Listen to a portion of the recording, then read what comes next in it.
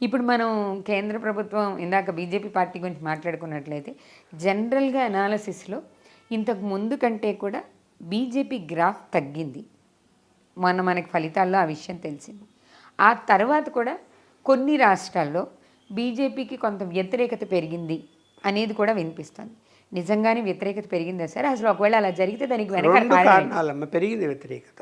ఒకటి కారణం ఏంటంటే విపరీతంగా ధరలు పెరగటం, పేద మధ్యతరగతి వాళ్ళు తట్టుకోలేని పరిస్థితులు ఉన్నాయి ఇవాళ. అరే మందుల ధరలు కూడా పెరిగాయమ్మా. 100 రూపాయలు ఉండేటువంటి ఒక మెడిసిన్ ఇవాళ 190 అయింది. 100 రూపాయలు ఉండేది 190. ఒక 5 రూపాయలు పెరిగింది అంటే 10 రూపాయలు పెరిగింది అంటే తట్టుకోగలుగుతాడు. 190 రూపాయలు అయితే 200 అయితే ఒక మెడిసిన్సే, మందులే. బయట మార్కెట్లో ధరలు ఎలా ఉన్నాయి? ఏ కొనాలన్నా కూడా రైస్ కానీ ఏమన్నా వెళ్ళండి విపరీతంగా పెరిగిపోయి. సామాన్యము ఉన్నటువంటి కూలీనాలు చేసుకొని 2 వీలర్లో తిరిగేటువంటి వాళ్ళు నువ్వు పెట్రోల్ అంత ధరలు పెరిగిపోతే అసలు బతకగలిగే వాడు ఏ విధంగా నడుపుకొని ఫ్యామిలీ పోషించగలుగుతాడు? విపరీతంగా దేశవ్యాప్తంగా ధరలు పెరిగి తిట్టని వాళ్ళు లేరు.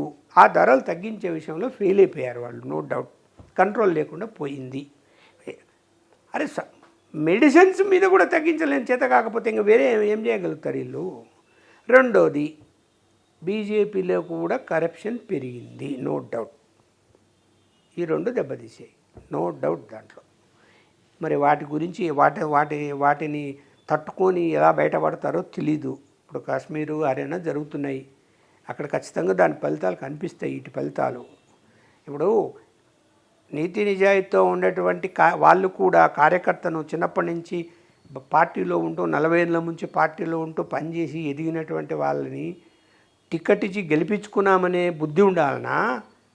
అరే పలానా నువ్వు ఎన్ని కోట్లు ఖర్చు పెడతావు అని వాడిని తీసుకొచ్చి వాడిని టికెట్ ఇచ్చి వాడిని అక్కడ నిలబెడతావా? నేను ఏమైంది నీ పార్టీ సిద్ధాంతం వల్ల? ఎంతమందికి ఇచ్చారు టికెట్లు? అలా డబ్బులు పెట్టుకునేటువంటి వాళ్ళకి తీసుకొచ్చి ఇస్తారా టికెట్లు? సీఎం రమేష్ ఎవరు, సిద్ధనాథ్ ఎవరు? టికెట్లు మళ్ళీ టికెట్లు ఇచ్చారు వాళ్ళకి. ఎందుకు ఇచ్చారు? డబ్బులు ఉన్నాయనే కదా.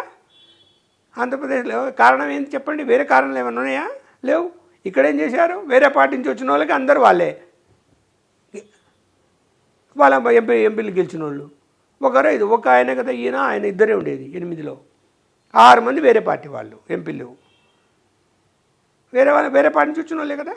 డబ్బులు ఖర్చు పెట్టగలిగిన వాళ్ళకి మాత్రం మరి టికెట్లు ఇస్తారా?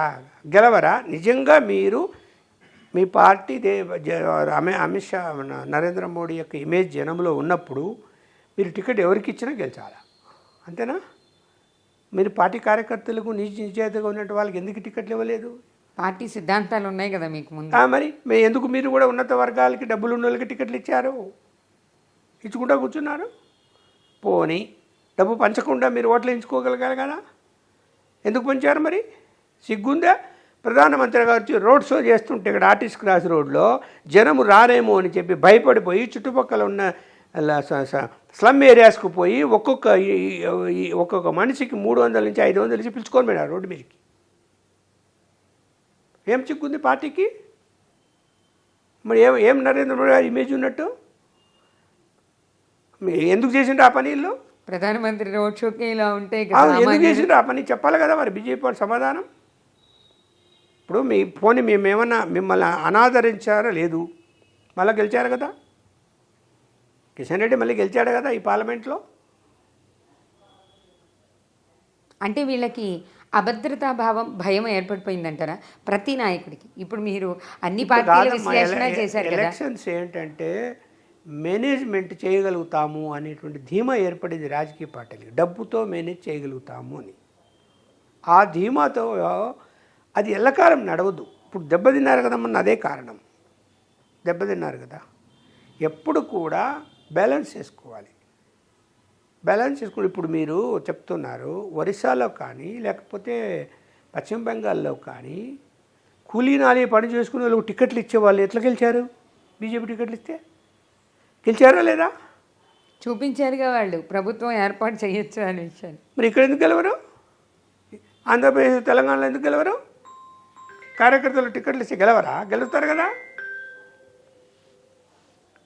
మరి ఇక్కడ ఎందుకు ఆలోచన చేయడం లేదు? ఆ డబ్బులు ఎవరు ఖర్చు పెట్టుకుంటారు, ఎవరు పారిశ్రామికవేత్తలు ఎన్ని కోట్లు ఖర్చు పెట్టుకుంటారు, ఓటుకి ఇంత ఇవ్వాలా, అంత మీ దగ్గర ఉందా, ఇదే ఆలోచిస్తారా? అన్ని పార్టీలు ఇదే ధోరణిలో ఉన్నాయి కదా.